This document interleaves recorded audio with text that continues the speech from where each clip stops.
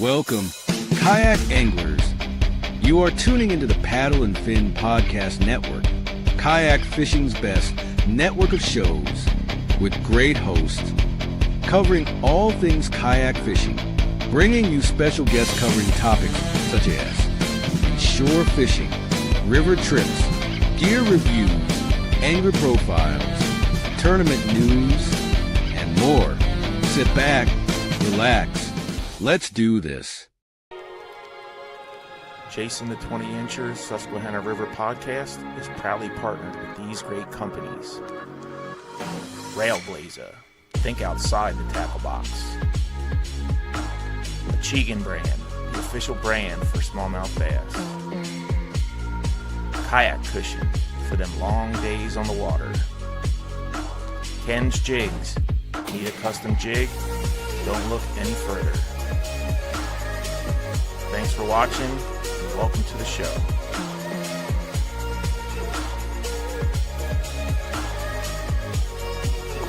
Could this be the 20? I don't know.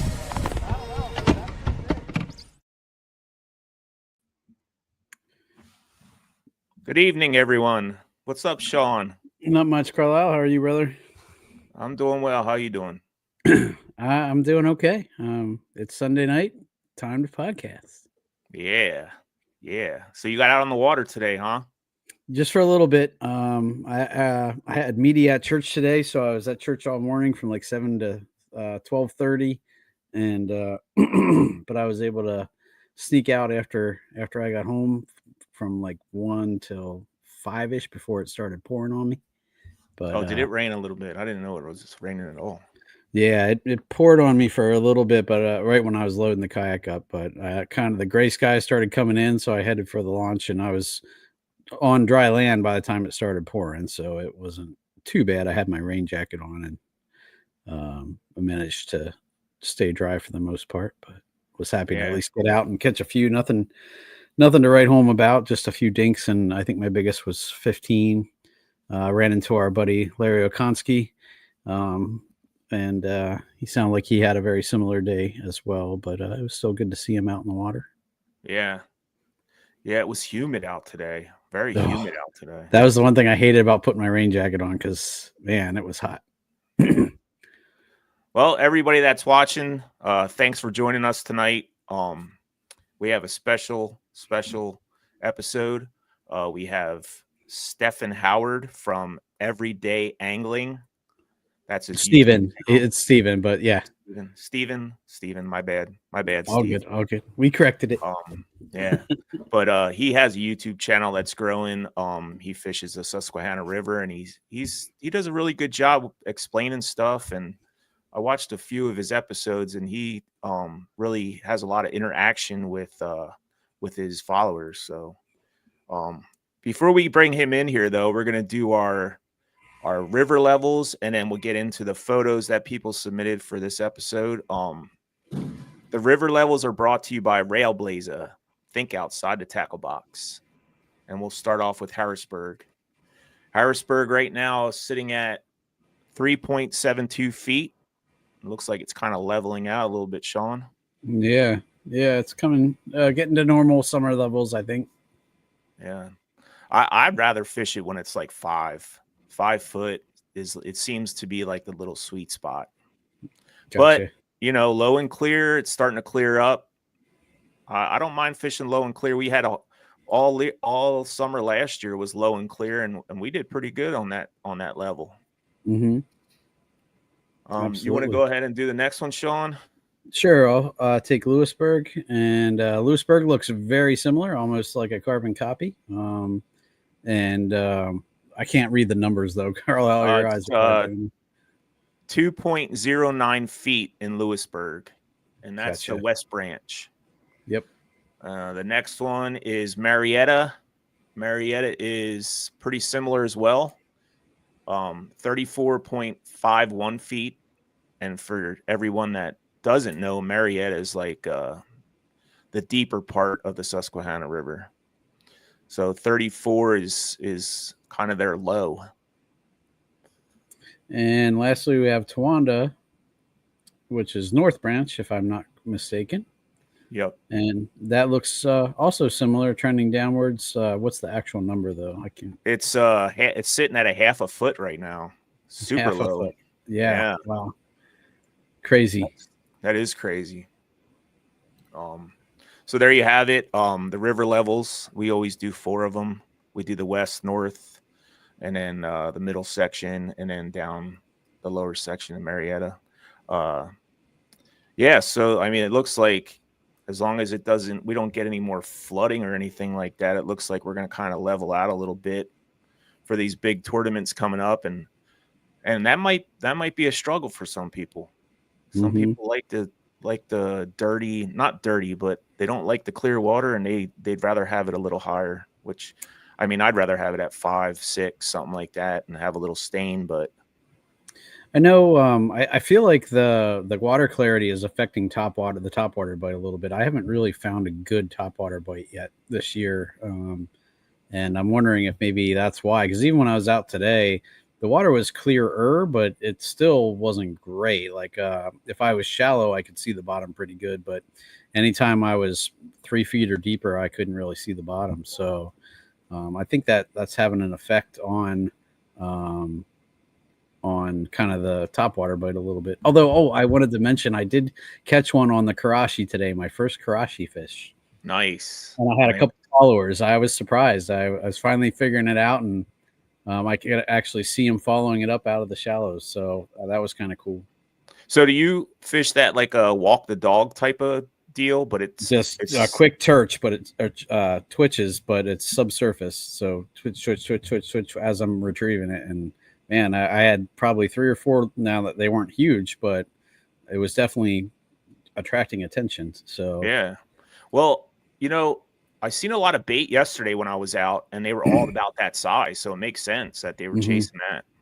I probably shouldn't have said that, because now everybody's going to be throwing them. Yeah, whatever. All right. Well, we'll get into the photos. The photos are brought to you by Achigan, the official brand of smallmouth bass. So our first photo comes in from JP Poole. JP's still finding them. He's a hammer, bro. He catches big ones all the time. I think his dad is definitely watching over him and putting him on the fish. Absolutely.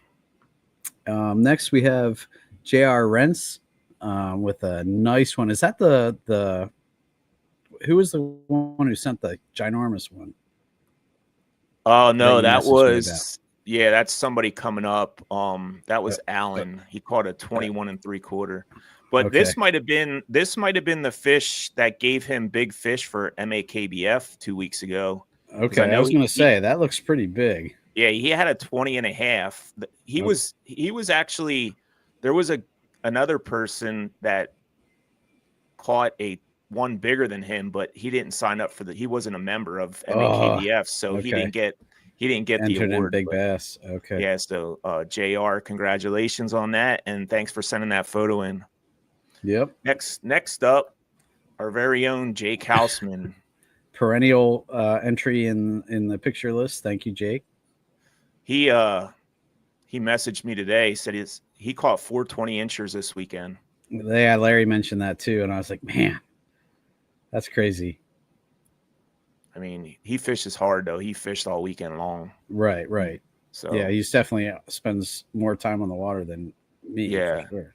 I think when I was talking to him last weekend at the tournament at Awards, he was saying that when he does go out, he's out there for 8+ hours at a time. Mm-hmm.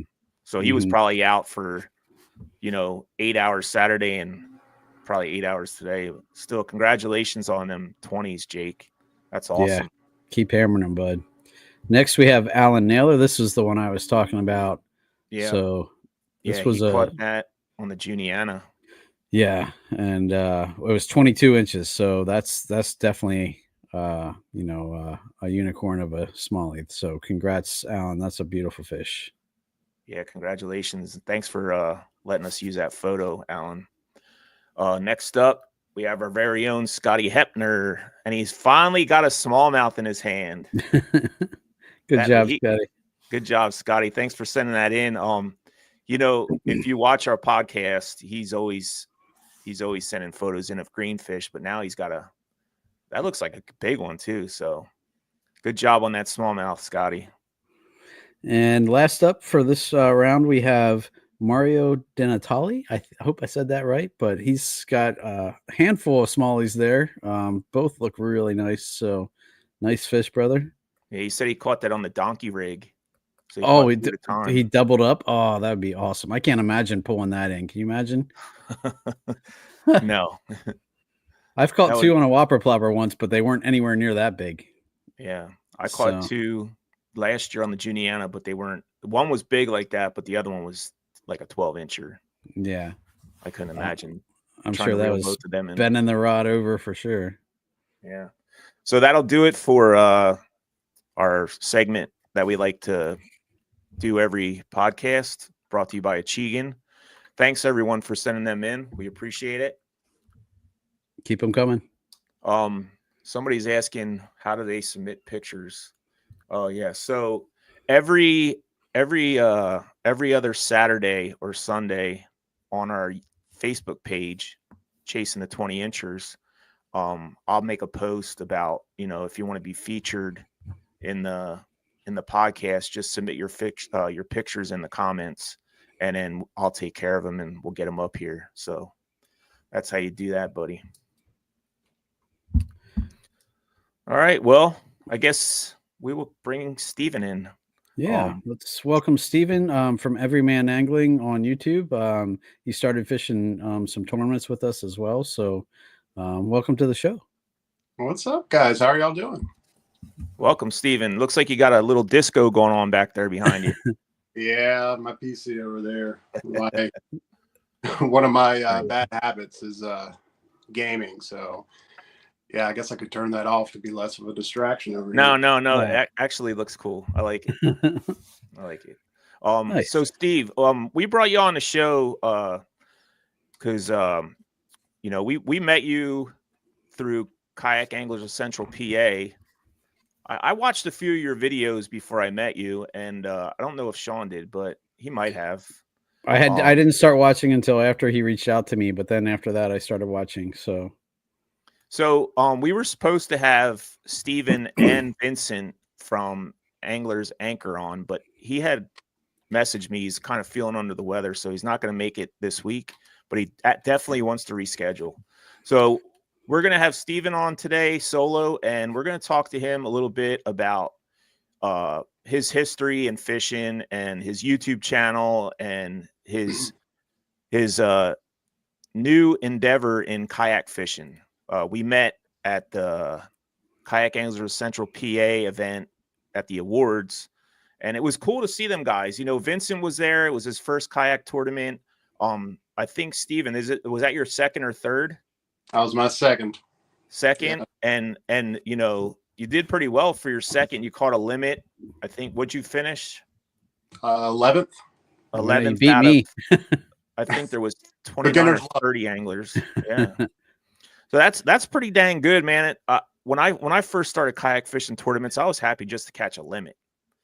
To get 11th place out of 30 people, and most of them people are, fairly conditioned in the kayak world, and for you to come in there and do that, that's a pretty amazing feat. Well, I appreciate that. I didn't have any flop off the board, so we're improving from the Juniata event. So I'll take it. Yeah, absolutely. So before we get started, why don't you kind of introduce yourself, tell people where you're from, or where you came from, because you did say you were from the South. You moved up here. You moved to the right spot, because the Susquehanna River is awesome. Freaking awesome. Yeah, no, I agree. I grew up in the upstate of South Carolina, so the Piedmont region, and I've fished from my earliest days. I just remember fishing, but I was targeting largemouth, carp, catfish, that kind of stuff. I didn't catch very many smallmouth. A few of our lakes, like Jocassee or Kiwi, have a few smallmouth. I think the Broad River does, but I was targeting largemouth. So 8th or 9th grade, I moved to Pennsylvania. My dad's a pastor, and he took a church up here. So I found myself way up north trying to figure out how to fish and targeting smallmouth. And so it's been a learning experience since then. I love smallmouth. They're pit bulls. They're so fun to catch. And yeah, so free the fighter. Yeah, man, they're aggressive. I mean, pound for pound. I don't know, maybe striper can compete with them, but smallmouth are just mean fish. So what age did you start, like, I want to say, kind of being real serious about fishing? As long as I can remember. My dad was a fisherman, and we used to fish tournaments together. We were big into carp fishing, believe it or not. And it's not as popular in the north, I've noticed, but in the south, in South Carolina, there's a big carp fishing culture similar to what you would see in Europe. They take it pretty seriously. So from a very young age, we were out there fishing. And yeah, when I was a kid, I'd sit in my room and tie on baits with treble hooks and cast at stuffed animals and catch my clothing. I would get in trouble all the time. But honestly, fishing has been a part of my life for a very long time. So the environment is different now, but that desire's been there as long as I can remember. And so you did mostly boat fishing or bank fishing, or when you were younger, or at what point did you move to boat, or that was kind of all along part of it? Sure. So my grandpa had a boat, and we would fish off that. I did a lot of bank fishing. Some of my earliest memories too, I would sneak out of the house and steal my mom's loaf bread and go down to the culvert by my house and catch creek chubs with my Shakespeare combo. So I did bank fishing, wading, boat fishing, a little bit of everything from a very young age. And once I moved to Pennsylvania, I started wading a lot because I've noticed you guys call them creeks, and people often point out on my YouTube channel, that's a big creek. What are you talking about? I'm like, I get it. You know, in the South, we would have called this a river, but I think just because the Susquehanna River is so big, everything's a creek here. So Penn's Creek, and Conda de Glenn, it's like, those are some pretty big creeks. So I started to wade a lot when I came up here, and I still fish from a boat a good bit too. Do you own a boat? I do not, but I have several friends with boats, and that's just as good. Maybe even better. Because I don't have exactly. You're not sinking the money in there then. Yeah, because I remember you saying you fished a lot of boat tournaments. I didn't know if you owned a boat or not. Well, I'll fish with my buddies. I fish on my buddy's boat a lot, and we'll fish tournaments from time to time. And like I said, I grew up fishing on my grandfather's boat. So I'm working on my wife, though. So if she's watching this, I'm still trying to hint. Yeah, get one of them rock proofs. Oh, y'all put in. I need to start placing higher than 11th if I want to rock.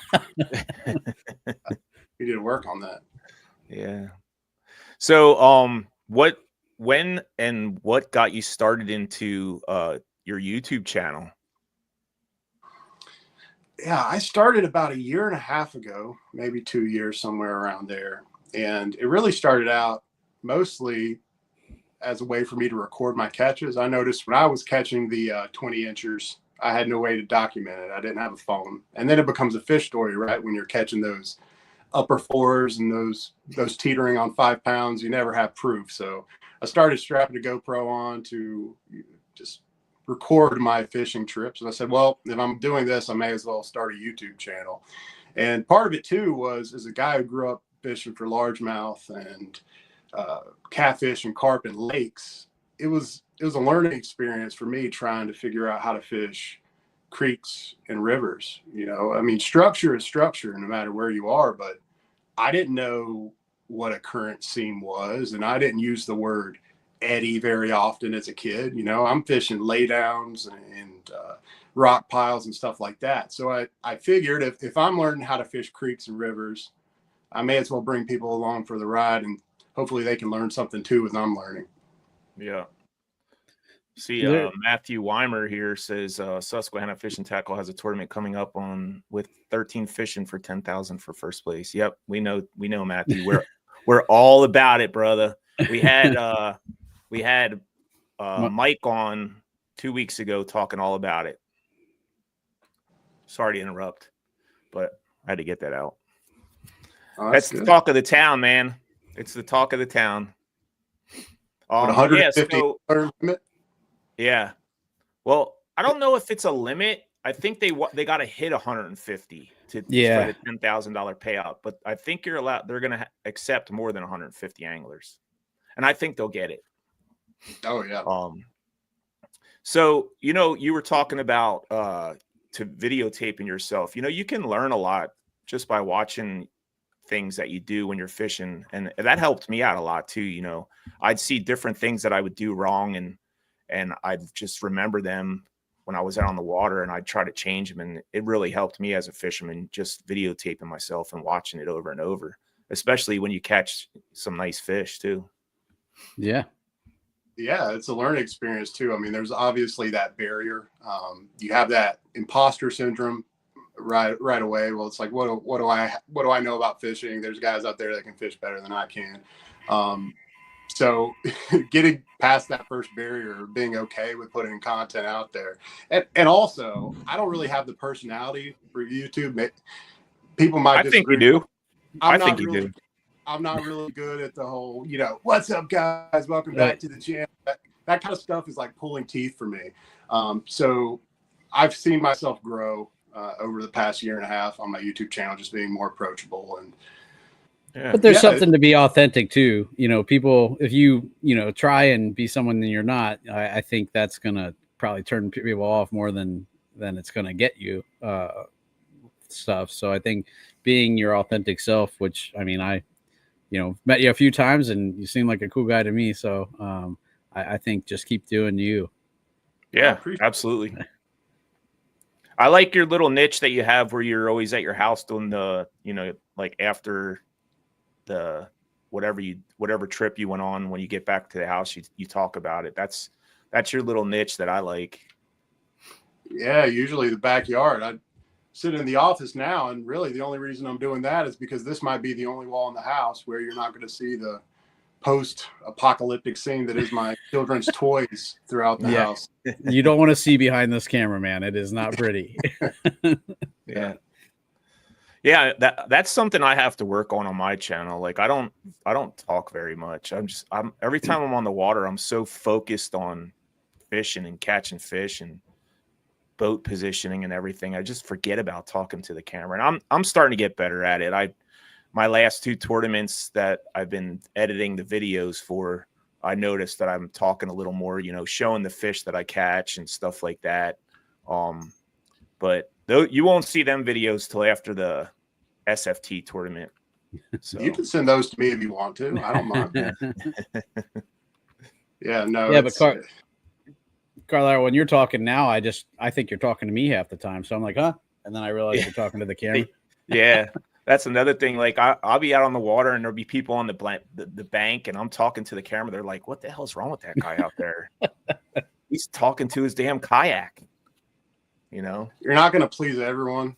Also, that's something I've learned. Some people want production value and B-roll and that kind of stuff and dialogue. Some people don't want any talking, and some people want music. I had a comment the other day. I put some music in my video, and someone was like, "Well, I turned the volume down, and then the video was good." I'm like, well, I appreciate that. I appreciate that, buddy. But you're not going to please everyone. So I think you're right. Trying to be authentic as best you can. Yeah. You also got to be careful what music you use, because I have like all our podcasts that we do are we can't monetize them because the music that we play.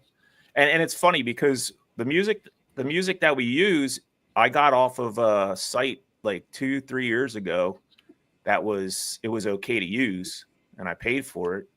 And now all of a sudden it's not okay. So now you got to like go into YouTube and use their music that they supply for that.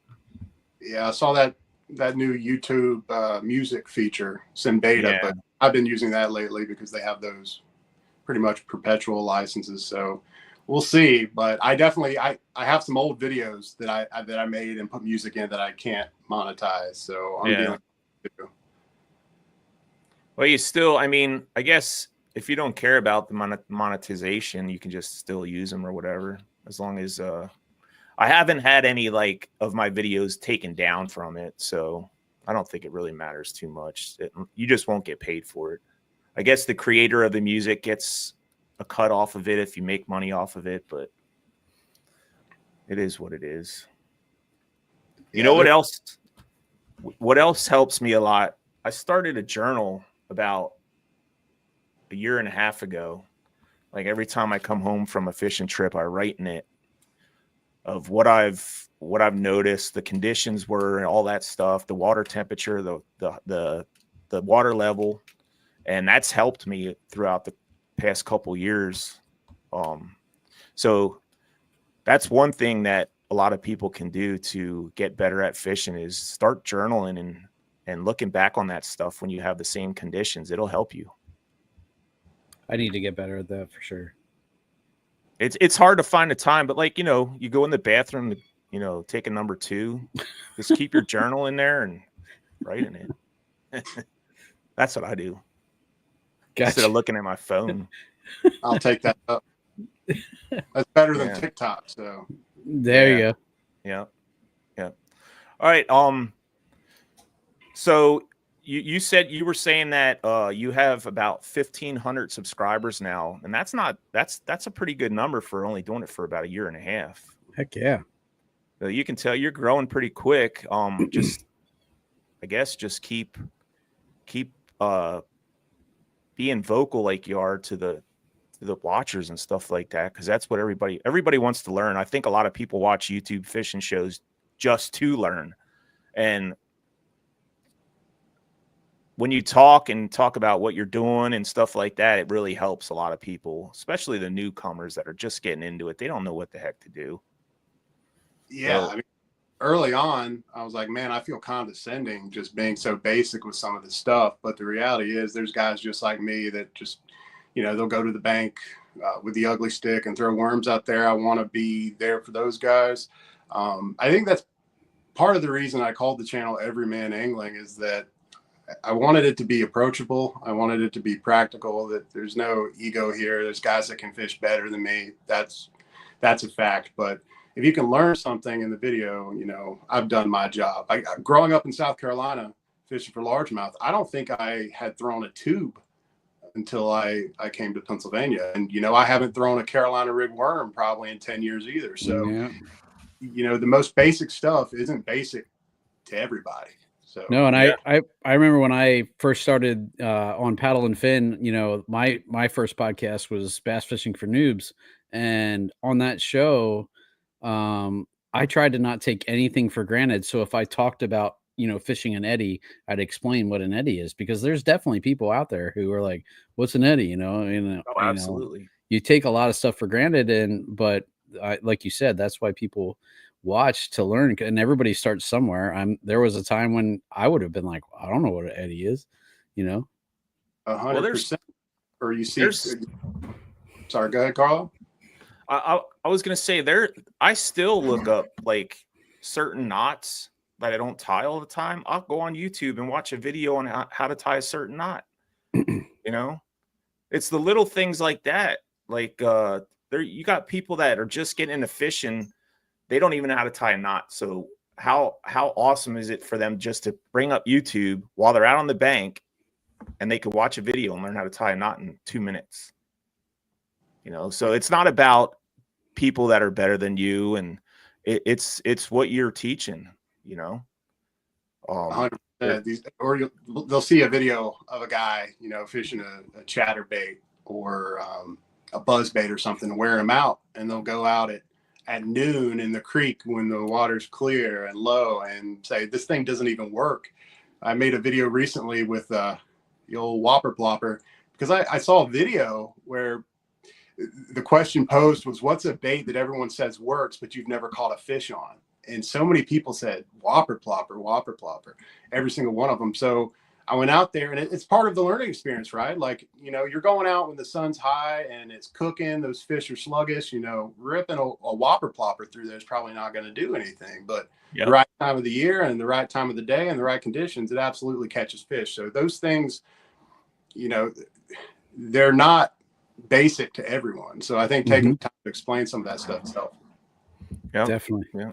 Matthew Weimer says he watches YouTube on the water for knots and depth finder tricks if he doesn't know what he was doing.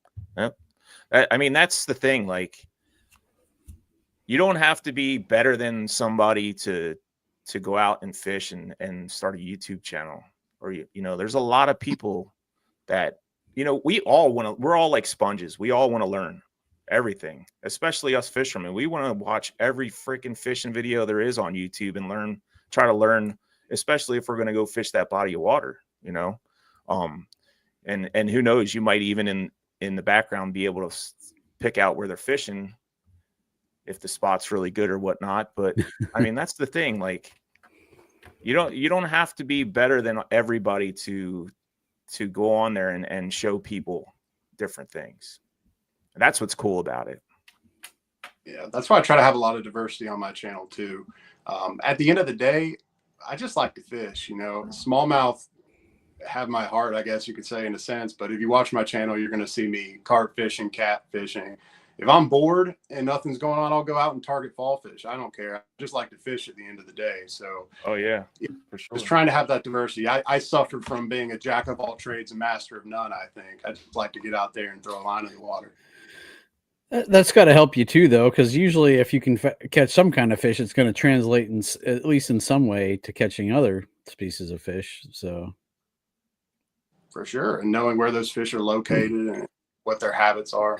Or even how the fish interact with each other too. Like if you're in a heavy catfish area, you know, that might mean something different for the bass in that area. So.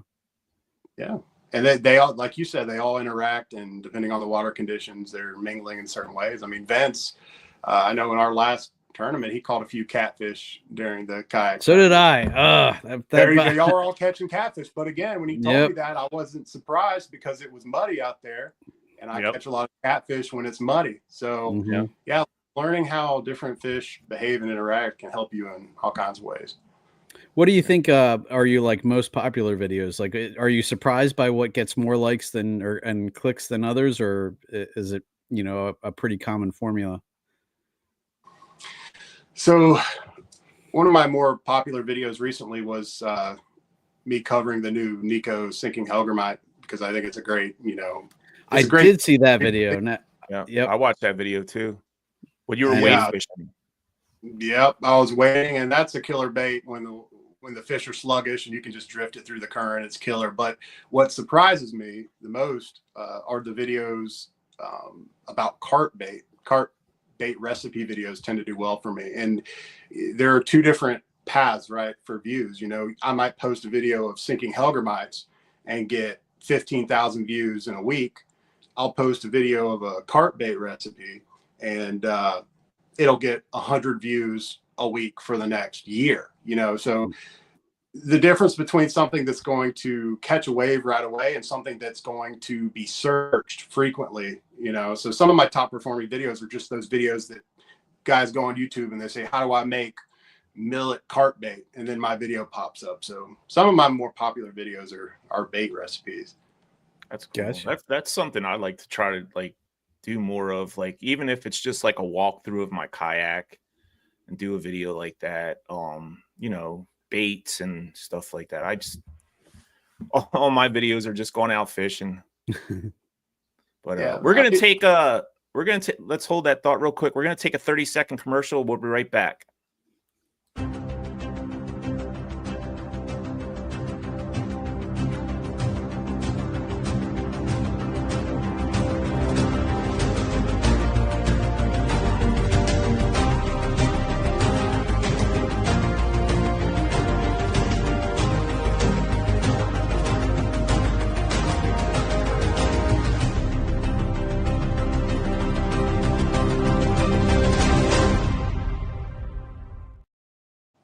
All right, guys, welcome back to Chasing the 20 Inches, the Susquehanna River podcast. We have Steven here from Everyman Angling. I noticed we had about 20 people watching, pretty steady at 20. If you guys have any questions for him, post it in the comments and we'll get them to him. So, Steven, before we went to break, we were talking about, you know, different videos on YouTube and stuff like that, and I was saying, like, I'd like to start doing more stuff like that, like a walkthrough with my kayak. You know, you could do so many different things. I just always just post my fishing trips, and I need to switch it up Because I'm right now, I think I'm sitting stale at like 560 some subscribers. Yeah, those types of videos aren't fun to make. I'd much rather be out fishing for sure. But again, having a good mix of content where people are searching it up, rigging tips, I'll do those occasionally. And like I said, baits, dough baits, pack baits, stuff like that. Those get consistent views. And, that gives me the wiggle room to get out and do what I really want to do, which is be on the creek or the river. Yeah, absolutely. Like it's hard to find time, especially in the summer, instead of going fishing, just sitting in front of a camera talking about fishing. I'd rather be on the water too. And I'm sure Sean would too. And being honest too, part of the barrier for me early on was, if I go out and I don't have a good trip, I don't want to post a video. Yeah. It's July and you're throwing a fluke around and you're catching a ton of dinks. It's like, well, is this even worth posting? But I think part of it too is, again, that relatability. I'm gonna show you guys what I'm doing out here, whether I'm catching 20 inches or not. I'd love to catch some 20 inches, but in the creeks in the summer, it gets tough. It does. Yeah. I would love to catch a 20 incher. The funny thing is too, I'm over here saying 20 incher and all this stuff, but even for me as a Southern guy, thinking of fish, bass in terms of length as opposed to width is such a challenge. We'll convert you. You're getting into kayak stuff. You're going to have to start, Yeah, I catch a fish. I have no idea how long it is. I have no idea. I could tell you within, a few ounces, probably how much it weighs, but you're catching a pre-spawn 20 incher. That's a lot heavier than a post-spawn 20 incher. So, it might not help you in a boat tournament or, that 5-pound fish or upper fours compared to an upper threes. That's a huge difference. The kayak doesn't matter. Nope. Nope. Yeah. So that brings up an interesting topic. What got you into a kayak, and what got you headed in that direction? Yeah, so I've been kayak fishing for a while, but when I was younger and I was kayak fishing, it was a sit-in kayak and I'm just floating and casting around. But I think it's just I wanted to compete, and I knew I had seen the posts of kayak fishing just taking off. The pro circuits are getting more and more popular, and I don't know if there's a better location in the United States for kayak fishing than where we are. We have the best location. Cana de Gwinnett. I mean, even our creeks, like I said, our creeks are killer. So I figured I may as well jump on the train and throw my hat in there. But it's been a learning experience, but I figured, may as well just throw myself in there, see how it goes, and learn. I'm just here to learn. Like you said, my first tournament was the Juniata tournament, and I just wanted to catch a limit. Got to the ramp, got on the water an hour late, forgot I had something to do in the afternoon, quit at noon, had a 17-incher flop off my board. So it has been a learning experience for sure. But yeah, I just wanted to get in there, try it out. Well, if you're taking the leap to the classic, then holy cow, those are that's an entirely different ballgame there. Yeah, that's true. That's true. We'll see. We'll see. I did the same thing. I entered a Hobie event probably my third year in, and I think I finished 160th out of 250th. So, it wasn't horrible, but there was a lot of people above me, but yeah, it was still fun to go see. And, the list of names of the people I fished against were the top people in the sport. So it was just cool to say, yeah, I fished with those people or against those people. Yeah, there's big names in there, but I'll tell you this though, the one pro to kayak tournaments as opposed to boat tournaments is if I have a terrible day, I can just go to the ramp, tuck my tail, and go home without seeing anybody. In boat tournament, you got to go back to weigh-ins and check in and all that stuff. You can hide a little bit in a kayak tournament if you're having a terrible day. So I like that. But let me talk about that for a second. I've been to a lot of awards where I didn't do very well in the tournament, but I went to the awards. And I learned so much at the awards from people talking. It's different. It's a different kind of atmosphere between the boat world and the kayak world. And I don't know why it is, but the boat world is like hush hush. Like they don't want to talk about, anything, what baits they were using or anything like that. The kayak world, everybody, I would say 9 times out of 10, if you go up to somebody and talk to them about that because they did well or whatnot, they're going to tell you like what was going on for them that day.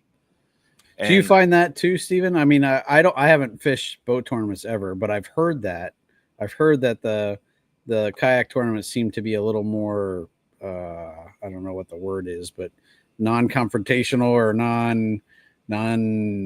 don't know. They just seem to be a different kind of person. But I only know that through what I've heard. I like I said, my boat tournament experience is nil.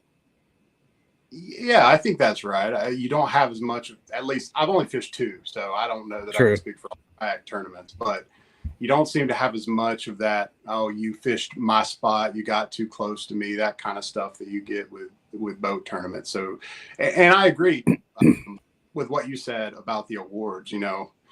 I said that you could tuck your tail, but I finished 11th in that last tournament, and I went to the awards because I wanted to chat with some people, and you do learn a lot. You hear about what guys are throwing, what they did, and it's like, okay, I was throwing the same bait as some of these guys, so I'm not crazy. You do learn a lot going to these award ceremonies. Absolutely. I would recommend, unless you just have 5 fish flop off the board or something like I felt like was going to happen to the Judiata. Yeah, it's a good idea to go to the award ceremony because you meet some guys. That's where I met the 2 of you. We had chatted a little before, but I got to meet you guys in person and meet some of the other guys in the circuit. So it's a good time. Yeah, it's good. The camaraderie at the awards, talking about, everybody's talking about how their day went and stuff like that. You meet new friends, just exactly what we did. And I always go because I always want to be there for the person that won it, or the top 3 or whatever. And you said you finished 11th, but I think the top 6 were in the 90s. The top 8, I think. Top 8, yeah. Yeah. So, I mean, that's not bad, dude. Yeah. No, that's crazy. I showed up. I think I had like 83.5 or 84 inches or something like that. And it was good enough. A good day. Well, when I see that 8 guys had 90 plus, I was like, my goodness, I'm in over my head over here. But, like you said, anyone can have a good day and anyone can have a bad day. I was catching fish. I was catching a lot of fish. But, again, every 16-inch and 17-inch fish in the Susquehanna decided to bite my bait. So, yeah, sometimes you just got to know where they are and you got to figure it out. But anyone can have a good day. You got to weed through all the little ones sometimes, Yeah. For sure. I remember last year when we fished the native Power Hour tournament, and I fished near City Island, and I felt like I caught a carbon copy of the same 14-inch fish a million times. I was like, I just could not find anything of size, but I could catch those 14 inchers all day long. Well, that's all you need, right? I think the limit is 14. If you catch 114 inchers, you're going to win the damn thing. Yeah. Speaking of the Power Hour, that's coming up here in the next couple weeks. Mm-hmm. I remember my first Power Hour tournament. I had no clue what I was doing. I went out there. I think I caught 1 fish, and it was like a 15-incher. And I called my wife. I was like, I caught a fish. I was so happy.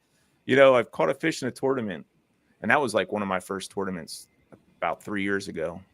And I'm hooked. Ever since the first one, I'm been hooked. I love it. I love being out there on the water. I love the competition. I love trying to figure it out. It's awesome. That's my church, man, out there.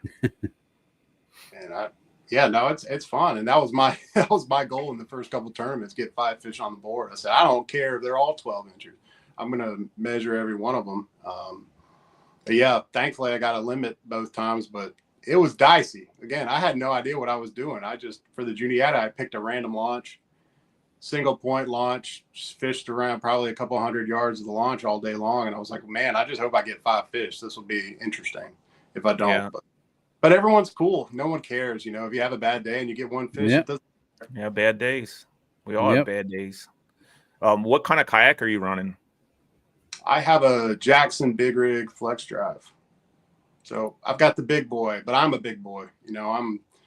I'm 270-ish, so I wanted something with some stability, but it's a big one. I think it's 13 and a half feet long or something like that, 150 pounds unloaded with the drive. I knew it was heavy. I mean, not that the PAs aren't, but I knew that one was up there too. You have a motor on that?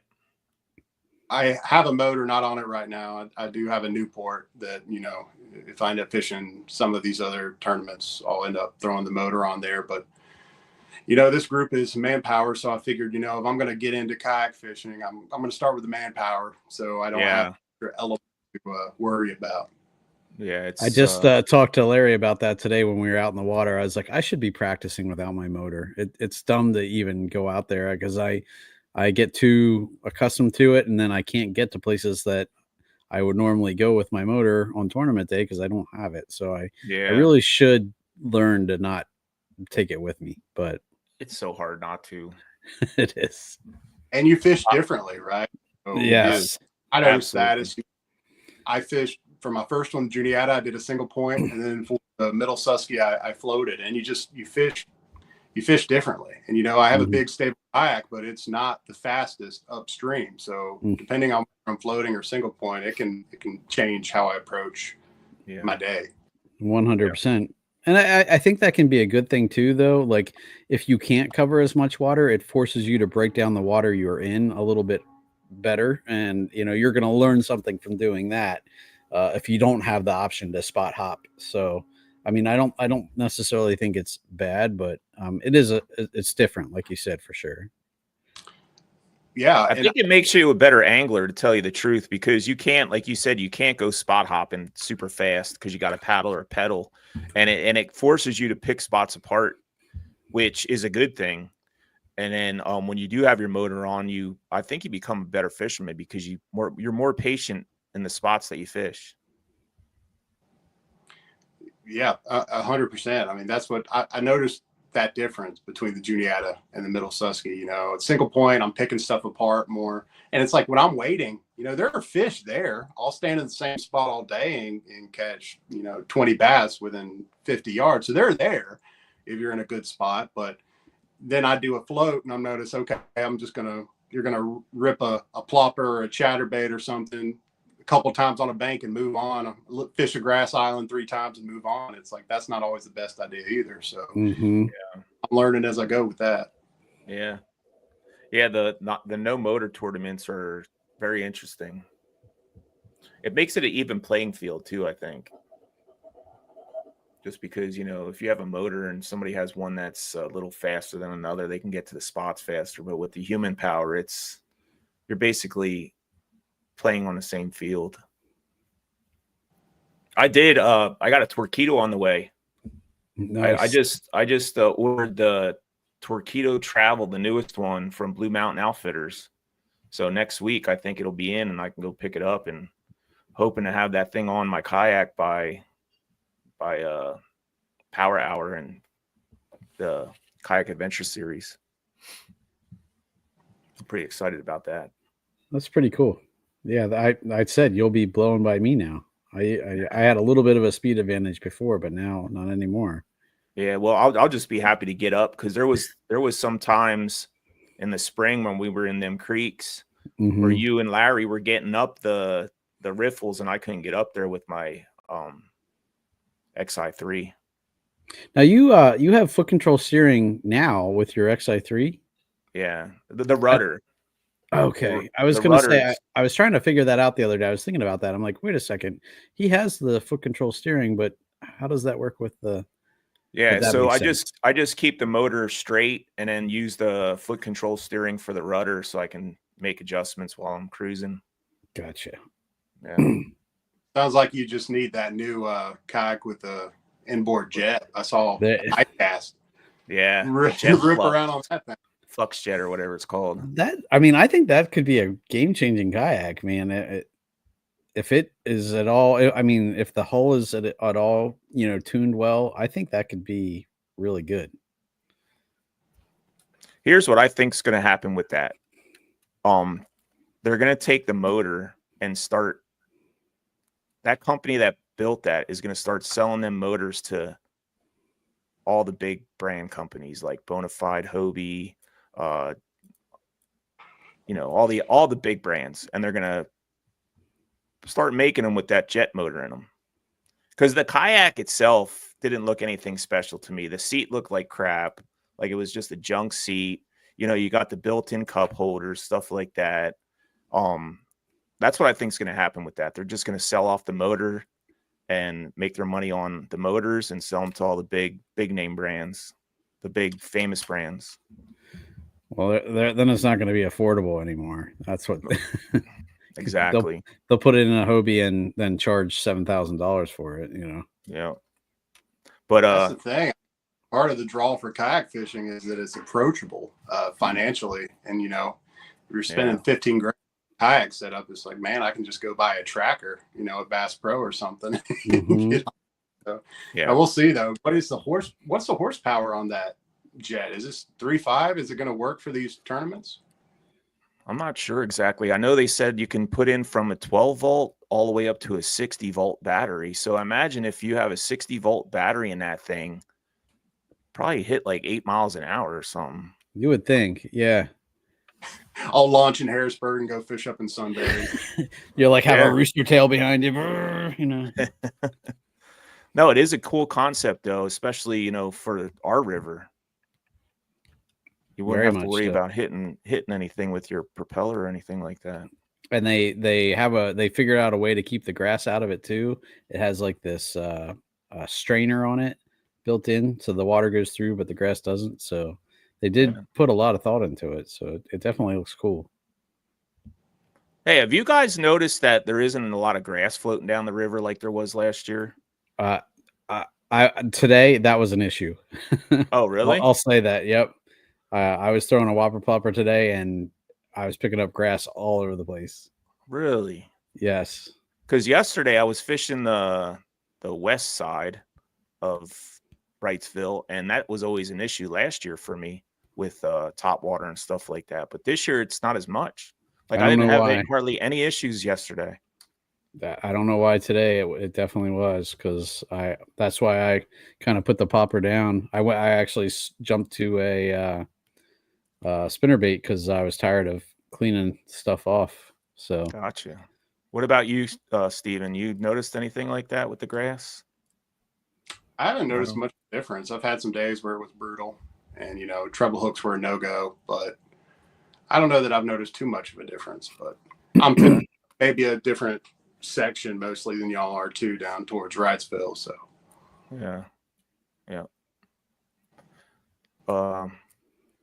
You got anything else, Sean, for Steven while we have him on yet? We got a couple since he asked, I was gonna. I know you mentioned your pastor was your father was a pastor, and that you have some experience in that field too. I was just gonna ask you how that connects with your fishing at all, if it does, and where you use that in your fishing. Sure. So the way I look at fishing is that it's one of God's gifts to man. The fact that we can be out in nature and enjoy creation and steward the fish, take care of them, and manage the resource. It's just a great gift. So, my faith is not just a part of me. It kind of encapsulates everything I do, whether it's fishing or work or really anything. So in some ways, occasionally on my YouTube channel, I'll post creekside devotionals, things like that, where I'll, work through a passage. And I thought, well, obviously everyone is welcome on my channel, regardless of their religious beliefs. But at least for me, when I was younger, there was someone out there working through a passage and trying to catch smallmouth at the same time. That would have been very interesting to me. So I'll use my YouTube channel for that as well, and make these, again, creekside devotionals, 3 or 4 minute devotionals where I'm, fishing. So yeah, I've noticed that YouTube and fishing and really everything, it's a good way to, blend my faith and my hobbies in a way that I think is, hopefully helpful to everyone. Very cool. Very cool. That is very cool. That's awesome. There's another guy I watch who does instructional fishing videos that does devotionals at the end of it, and I can't remember the channel now, but I definitely enjoy that part of it as well. So I'll have to look for yours as well. So Yeah. Yeah, it was weird. I had this experience pretty recently, actually. I got a notification on my YouTube channel that there was a copyright violation. Someone was using my content without my permission. So I was like, that's weird. So I checked the notification, and it said 20% of their video matches yours. And I was like, what in the world is going on? And I looked at the thumbnail, and it was a pulpit. And I'm like, what in the world? And I guess a church in Colorado had played one of my Creekside devotionals in their service. No. And, yeah, and it flagged it. And so I had the option to, take it down or whatever. Obviously, I left it. But when I started a YouTube channel a while ago, I didn't expect to get copyright violations from some church in Colorado. But I'm happy that they found it beneficial. I was just going to say, at least somebody's using it for that purpose. So yeah, that's cool. Yeah, because that, at the end of the day, I love to fish, but in the grand scheme of things, it's pretty unimportant. If all the satisfaction I get in this life is from how many 20-inchers I catch, I'm going to be unsatisfied because there's always another 20-incher out there. It's always going to be around the next bend in the creek, my happiness, my fulfillment, my peace. So it's awesome that I can enjoy this gift and that it brings me happiness and satisfaction. But if this is all I've got, it's a pretty hollow existence. Yeah, there's if that's the hole if that's what you're trying to fill the hole with, it's probably not going to fill it. Yeah, indeed. But cool, man. I appreciate that answer. So yeah, I think that's all I got. I just wanted to throw that in there. So thanks for indulging me. Yeah. So Steve, if you have anybody to shout out, I guess now's the time. Yeah. Where can folks find your channel and all that cool stuff? Yeah, you can find me at Everyman Angling on Facebook, Instagram, YouTube. I have lots of awesome partners: Nico Baits, Susquehanna Custom Lures, Bahio Sunglasses, Trico Rods. A lot of good companies that I've been fortunate enough to have relationships with. So go check out their stuff. You can find it on my YouTube channel. And I generally don't promote stuff that I don't like. So if I'm using it, I like it. But I appreciate all the support, and it's been a fun journey for the past year and a half. And I appreciate everyone who watches the channel. It means a lot.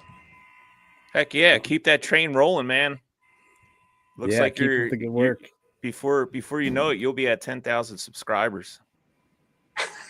We'll see. I'm going to keep on keeping on. And yeah, no, it's been fun. And I'll see you guys on the river. We have some tournaments coming up.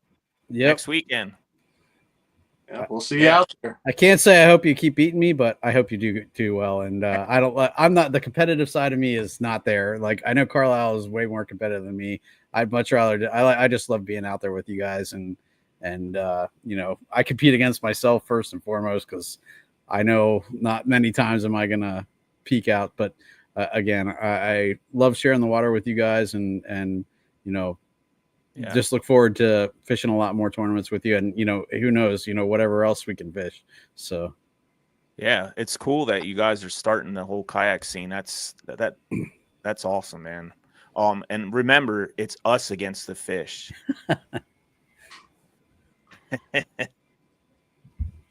Hey, Steve, we appreciate you coming on, man. It's us against the fish. Yeah, no, I appreciate it. It's been a pleasure. Thanks for having me on. All right, buddy. We'll see you next weekend. Thanks again. All right, see you then. All right, Sean.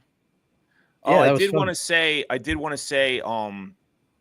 if anybody's interested, Blue Mountain Outfitters, if you go there to buy some kayak accessories. Yeah, kayak accessories or anything like that. If you mention our podcast, you will get a discount. We didn't get the code yet because she's still trying to figure out the whole website thing.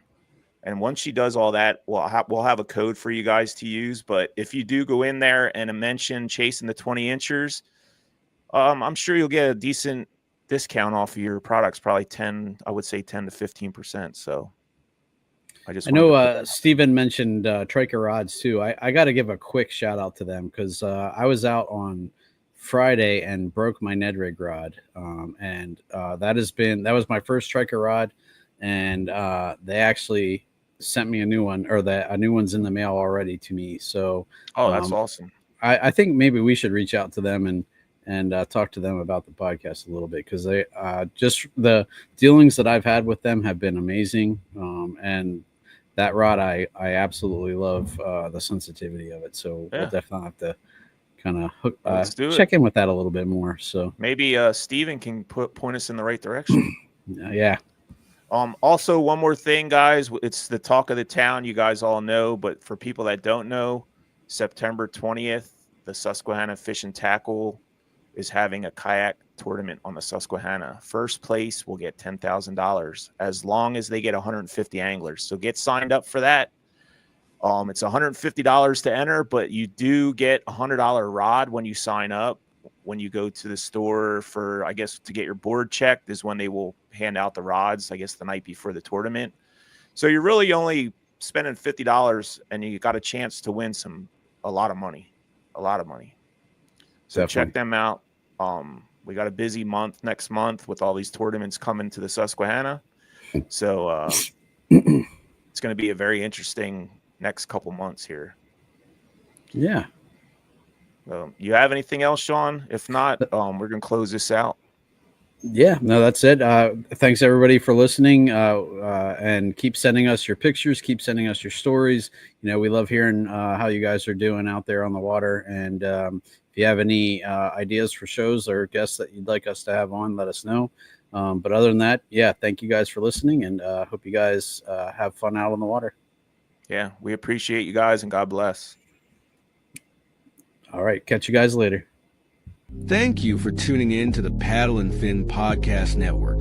We hope you enjoyed the show. Don't forget, for future shows, like, follow, share, and hit that subscribe button. Make sure you check out our individual channels and accounts too. Want to be a guest on one of our shows and talk of adventures, gear, or products? Contact us. Thank you for watching The Noob Show with Matt Gibson, Chasing the Tide with Dustin Nichols, The Rusty Hook with John Rapp, The River Run with Adam Fraser Pross, May Contain Fishing with Daniel Woodcock, Chasing the 20s with Carlisle Esterly and Sean Lavery, Friday Night Bites with Brian Schiller. Thanks for tuning into the Paddle and Fin Network. Subscribe and always wear your PFD.